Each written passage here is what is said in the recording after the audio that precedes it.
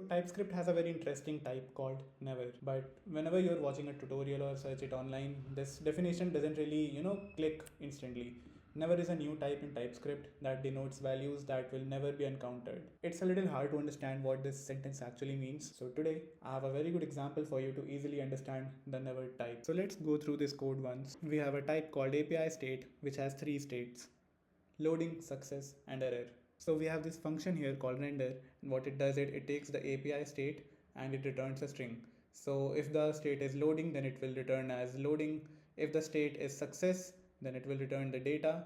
And if the state is error, then it will return whatever message we send here. Okay, let's suppose that this API state is being used at multiple places in the code base, and then another engineer who is not aware of this function just comes here and adds another state which is idle. You see what happened here? The API state now has a new state, but our function render, it doesn't really know what to do with this new state. So if I run this function with this newly added state, which is idle, I get unknown state, which is not something that we want here. It should have said idle state, but in this function we have not really added the functionality to use this state, right? And we don't even really get any sort of error here. It's acting like everything is all okay, but in reality we don't really know what to do with this newfound state. Here is how the never type comes in clutch. So here we can say impossible is of type never and return impossible. So what will happen is that, let's suppose the new engineer comes here and adds a new state called idle.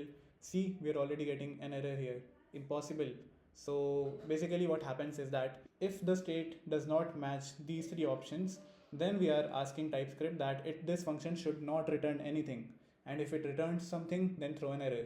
And that's exactly what's happening here.